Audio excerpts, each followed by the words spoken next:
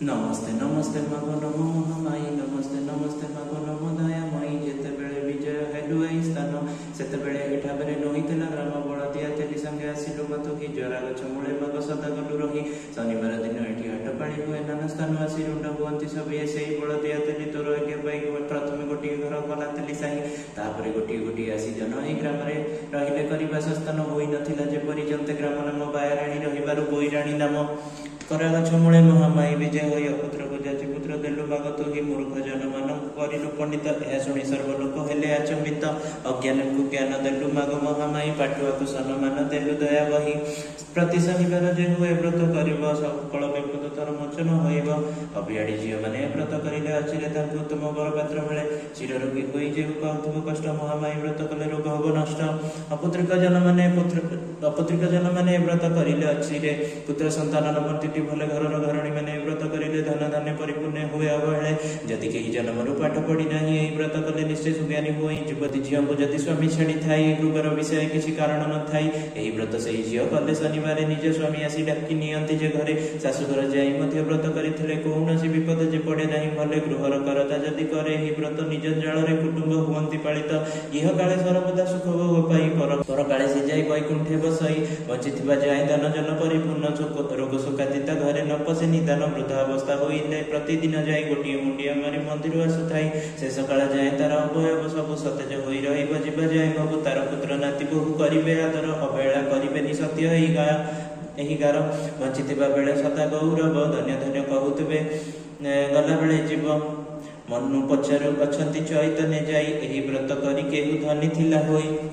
एही व्रत करी केहु पाउथिला ज्ञान निसंतान संतान लभे केहु जन जन्मनु मूर्ख के थिला कह मते किपरि पंडित हला बुझ तुरित एही व्रत केहु कन्या करी शनिवार उत्तम वर पाइला कह मो आगरे केहु वृद्ध मंदिर को प्रतिदिन जाय मुंडिया मारिण फल पाइथिला केहु गृहिणी थिला एही व्रत करी धनरे जनरे तार घर थिला पुरी कह केहु कन्या शाशु घर जाइथिला अल्प दिन रे तार स्वामी छाड़ी देला केहु केहु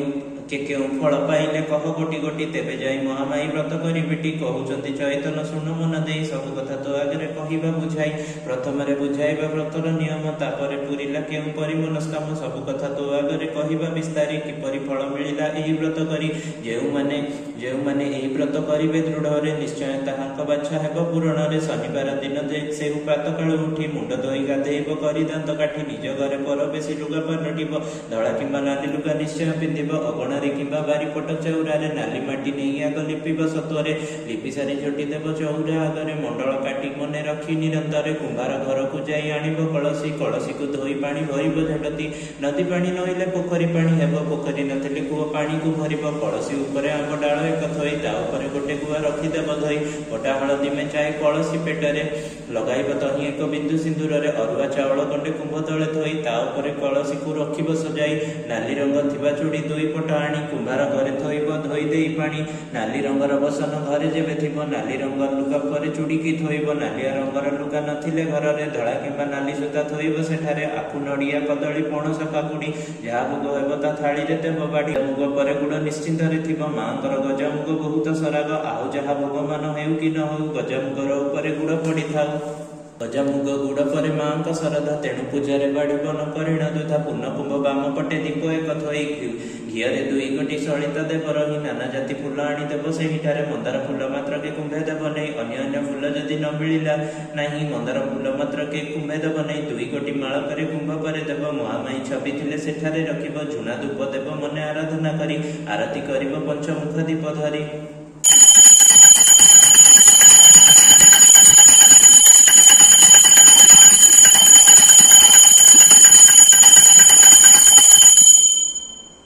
काहाली जे बाजुथिबा तही हुड़हुड़ी देउथिबे एकत्रित होई जहा तुमर अभिष्ट रही मनरे करपत्र जोड़ी जणाइब से मिठारे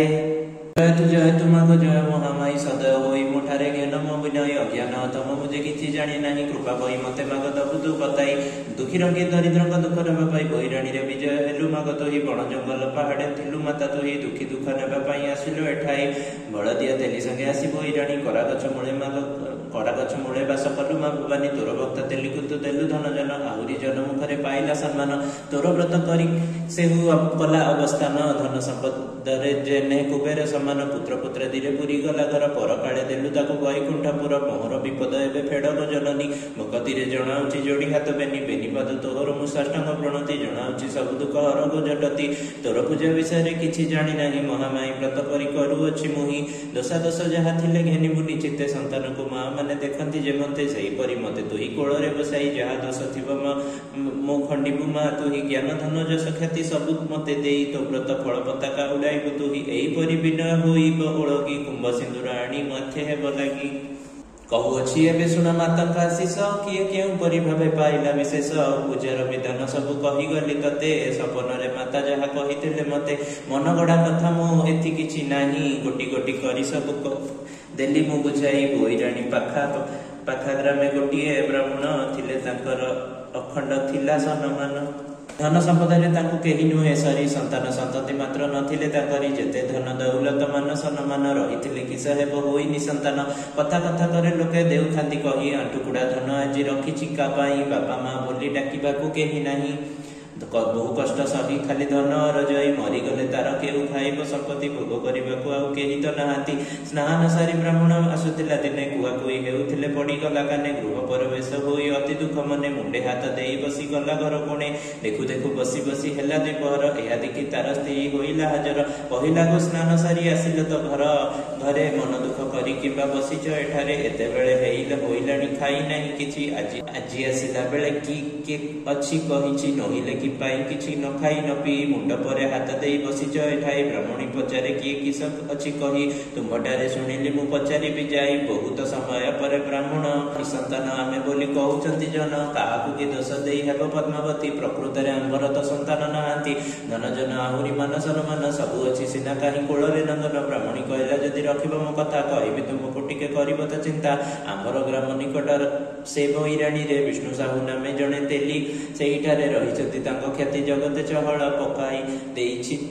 तमे मते टिके भाज महामाई व्रत करिबारु सेहि जन धन जन गोपलक्ष्मी होई गला पूर्ण पुत्र पुत्रादि समस्त धरी सेहि तेली महामाई व्रत करि बसी अछि खाली सेहि व्रत गोटी आमे करिबाकू कह आंबर हृदय तुटाई देई संदेह पद्मावती कथा सुनी कहे देवदास जानि ना मते हेला 60 बरस चतुर्थ अवस्था मोर होइलाणी एबे ए बयसे व्रत कले माँ की सुनिबे तथापि तोहर कथा भांगिबिनी मुहि व्रतर विधान चल पचारिबा जाई ब्राह्मण ब्राह्मणी दुहे गले बोईराणी भक्त विष्णु साहू घरे प्रवेशी वाक्याणी आदर डाकी नेले